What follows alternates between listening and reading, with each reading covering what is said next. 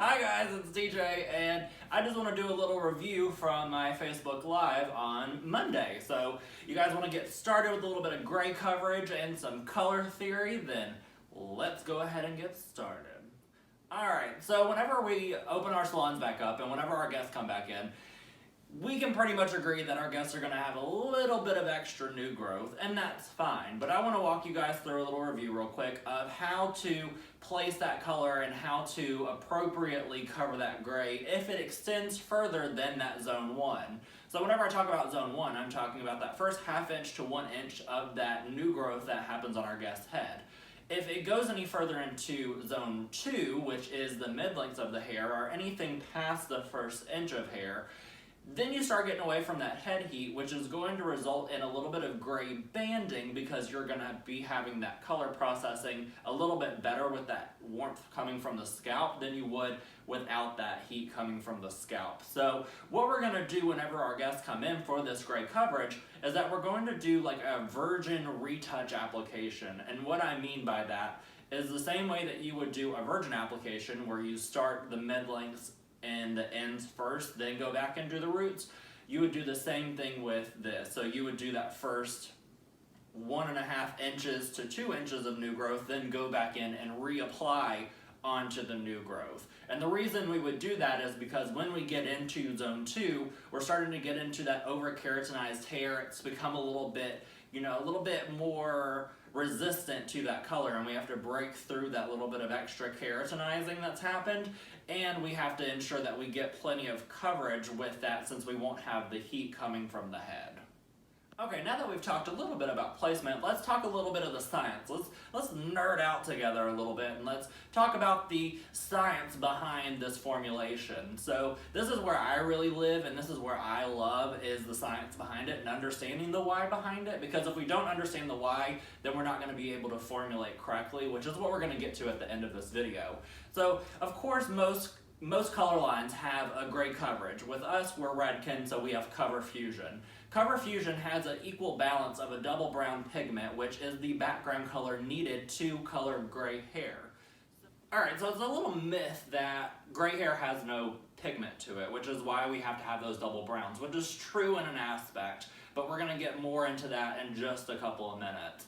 But what I want to talk about is the background color that's needed to cover gray, and that's brown. Brown is the missing pigment. It's not that gray doesn't have any pigment, it's that it's missing brown, it's missing warmth, and it's missing depth.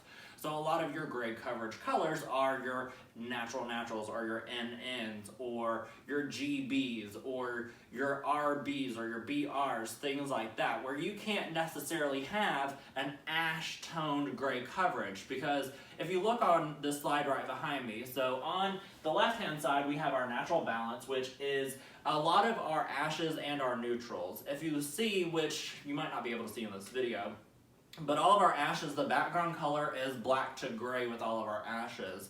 And gray won't cover up gray hair, which is why you have to go with something that's more in the neutral side, with like your NNs or your GBs, because it has that brown to tan background color, and that is what is going to give you that optimal gray coverage. Alright, so if you go back a couple minutes ago, whenever I was talking about there's still some pigment that's left in gray hair, if you've ever tried to cover someone's gray hair and it turns to gold, or it turns to red, or it turns to ashy, I've had that happen before. You have a gray client come in and they talk about, oh, my hair always pulls yellow, and you're like, well, your hair can't pull yellow because it's gray, it doesn't have any pigment.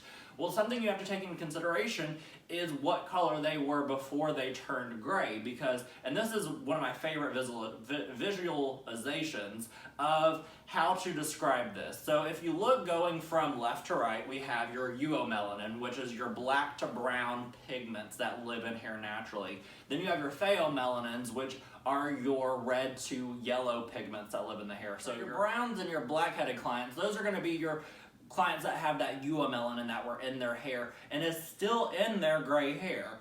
And also with your blondes and your redheads, or anyone that falls on that pheomelanin spectrum, anyone who's ever turned to gold, they probably were a blonde or a redhead previously to being gray. So a really great question to ask in your consultation is, what was your color before you turned gray? That way, whenever you get into formulation, you have a really good idea of what undertones you might encounter unintentionally while covering this gray hair. Alright, next I want to go over with you guys is the color wheel. I want to give you guys a really hot tip and a hot trick to go into your consultations armed and ready so that you can be more confident with your formulation whenever it comes to what undertones you might encounter whenever you're formulating your color. And the color wheel, we've all seen this. As hairdressers, we've all seen the color wheel. But I want to give you guys a hot tip on how to identify what undertone is living at each level. So I'm going to turn around for a second and I want you guys to watch this with me. So the undertone at a level 1 is blue. The undertone at a level 2, which you might not be able to see that, is blue-violet. The undertone at level 3 is violet. 4 is red-violet. 5 is red. 6 is red-orange. 7 is orange. 8 is yellow-orange. And 9 and above is yellow or pale yellow, whatever might have you. So if you notice, the pattern is that your lowest level undertone starts right here and then it just goes clockwise around the color wheel, getting up to yellow being at that level 9. So that's something that I found really intriguing whenever I was dissecting the color wheel, is that it actually kind of fell into a pattern. So I wanted to share that with you guys.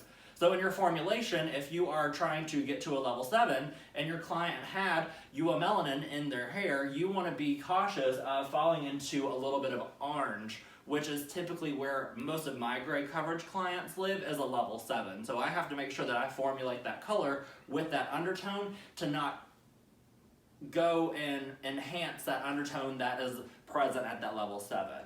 Alright, so how do we put all this together?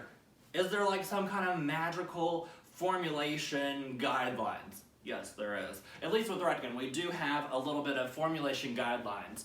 So the 3 things you need to know whenever formulating hair color is your starting level.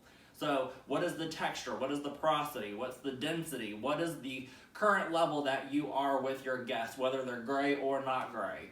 And then what is your target level is the second thing. So what is the level that they are wanting to go to? And then last, what is the undertone at that target level? And then ask yourself, do I want to balance, or do I want to enhance, or do I want to neutralize that undertone?